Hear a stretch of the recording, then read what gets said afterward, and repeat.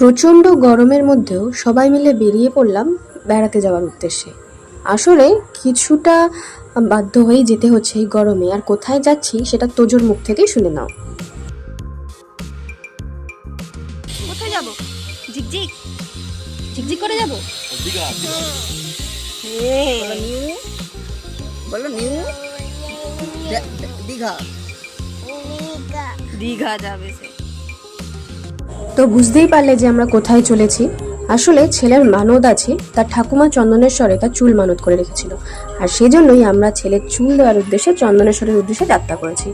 তো তার সাথে দীঘাটাও ঘুরে নেওয়া যাবে, জগন্নাথ মন্দির নতুন তৈরি হয়েছে সেটাও দর্শন হয়ে যাবে, অনেকদিন কোথাও ঘুরতেও যাওয়া হয়নি সেটাও হবে। তো চলো। তো 3 তারিখ বেলার দিকে ট্রেন ধরে আমরা তমলুক থেকে দীঘার উদ্দেশ্যে রওনা হয়েছি। তো অলরেডি আমরা দীঘাতে এসেও গেছি। এর পরের দিন অর্থাৎ 4 তারিখ সকালবেলা একদম ভোর ভোর আমরা বেরিয়ে পড়বো চন্দনেশ্বরের উদ্দেশ্যে। আর এই হচ্ছে আমাদের হোটেল, যেটা আগে থেকেই বুক করা ছিল, হোটেল ব্রাইটন। এই হোটেলে আমরা চলেও এসেছি, এবার চেকিং করব। আর যে সমস্ত নিয়মকানুন আছে ওইগুলো ফর্মালিটিগুলো মিটে গেলে আমরা এবার চেকিং করবো। আর দেখো তোজো কিন্তু আগে থেকেই হোটেলে ঢুকে যাওয়ার প্রস্তুতি নিচ্ছে। আর যেহেতু অনেকটা জার্নি করে এসেছি, ট্রেনের ব্যাপার বুঝতেই পারছো, এখন ট্রেনের তো কোনো ঠিক ঠিকানা নেই। তো এসে যেহেতু আগের দিন নিরামিষ করতে হতো চন্দনেশ্বর যাওয়ার আগের দিন, তো সেই জন্য আমরা সবাই একটু বাড়ি থেকে শুকনো খাবার এনেছিলাম। দুপুরবেলা সামান্য একটু রেস্ট নিয়ে আমি এবার তৈরি হচ্ছি ঢেউসাগরে যাব সেই উদ্দেশ্যে।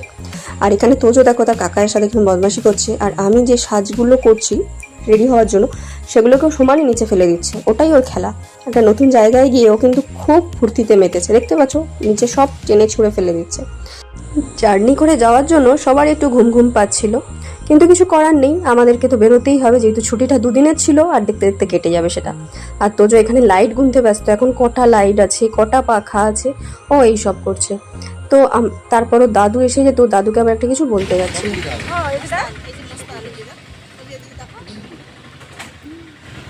এই যে টাটা করে টাটা। কোথায় যাবে এখন? কোথায় যাবে? 4টে চকো। কোথায় যাবে না 4টে চকো। তো এবার আমরা সবাই গুটি গুটি পায়ে রওনা দিয়েছি। একটা গাড়ি ধরতে হবে, একটা অটো রিজার্ভ করতে হবে ঢেউসাগর যাওয়ার জন্য। আর এই যে ঢেউসাগরে যাওয়ার রাস্তা দেখতেই পাচ্ছ যে সন্ধে হয়ে আসছে, আর গোটা দীঘাটা কীরকম সুন্দরভাবে সেজে উঠেছে। বহু পর্যটক এই সুন্দর মনোরম দৃশ্য উপভোগ করার জন্য প্রত্যেক দিন এখানে ছুটে আসে। আর আমরা যে সময়টা গেছিলাম তার 2 দিন আগেই জগন্নাথ মন্দিরের উদ্বোধন হয়েছে, তো বুঝতেই পারছো ভিড়টা কীরকম ছিল।